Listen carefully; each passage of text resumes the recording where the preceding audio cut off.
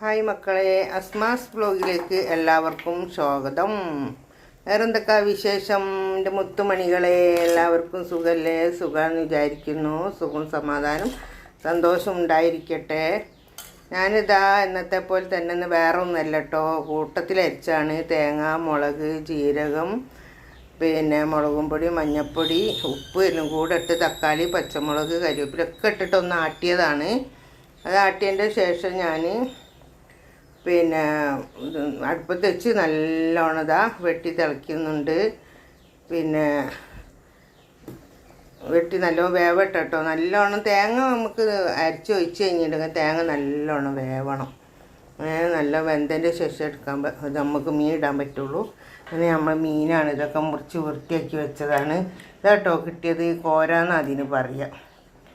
ഉള്ളൊക്കെ നല്ലോണം വൃത്തിയാക്കിയതാണ്. എല്ലാത്തിനുണ്ട് പഞ്ഞികൾ. നല്ല മീനാണിത്. മീൻ ചിലവർ എനിക്കറിയില്ല, ഇഷ്ടപ്പെടും. എനിക്ക് ഭയങ്കര ഇഷ്ടമാണ് ഈ മീൻ. അങ്ങനെ ഇത് ഞാനിതാ അടുപ്പത്തേക്ക് ഇടാൻ പോവുകയാണ്. റഹീം ഉണ്ടോ, വലിയ വലിയ ഗിരികളൊക്കെ ഉണ്ട്. അതൊക്കെ നമുക്ക് കിടന്ന് വേവട്ടെ.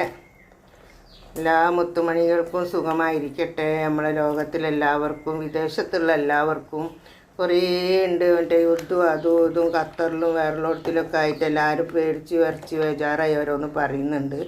അല്ലാഹുത്താല എല്ലാവരും കാത്ത് രക്ഷിക്കട്ടെ.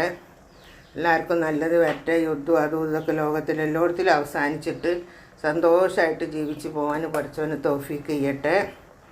പിന്നെ എൻ്റെ മുത്തുമണികൾക്ക് എല്ലാവർക്കും അല്ലാഹു ആയുസ്സും ആരോഗ്യ ആഫിയത്തും സന്തോഷവും സമാധാനവും ദീർഘായുസ്സും കൊടുക്കട്ടെ. പിന്നെ വേറെ എന്തൊക്കെയാണ്, ഒരുപാട് ആൾക്കാരിനെ സഹായിക്കുന്നുണ്ട് വെച്ചാൽ ലൈക്കും സബും തരുന്നുണ്ട്, എൻ്റെ വീഡിയോസൊക്കെ കാണുന്നുണ്ടെന്ന് പറഞ്ഞതിന് വളരെയധികം സന്തോഷമുണ്ട് കേട്ടോ. പിന്നെ വേറെന്താ വിശേഷം?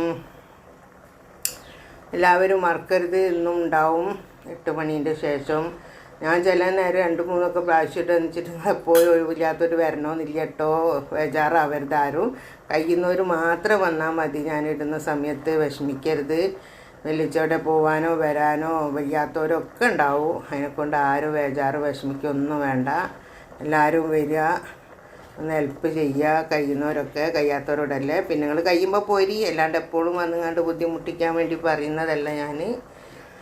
അപ്പം അങ്ങനെ നമ്മളെ മീൻ തിളച്ചുകൊണ്ടിരിക്കുകയാണ്. നല്ലോണം വേവണം കേട്ടോ. അതൊന്നിൽ കിടന്നിട്ട് നല്ലോണം വേവട്ടെ. ഉണ്ടോ, നല്ലോണം വെന്തിട്ടട്ടെ. തോനെ തേങ്ങ അരച്ചിട്ടില്ല. തോനെ മുളകും കുറച്ച് തേങ്ങയാണ് അരച്ചത്. അതാണിത് ഇങ്ങനത്തെ കളറ്. എനിക്ക് അധികം തേങ്ങ ഇട്ടിട്ട് പച്ചക്കറി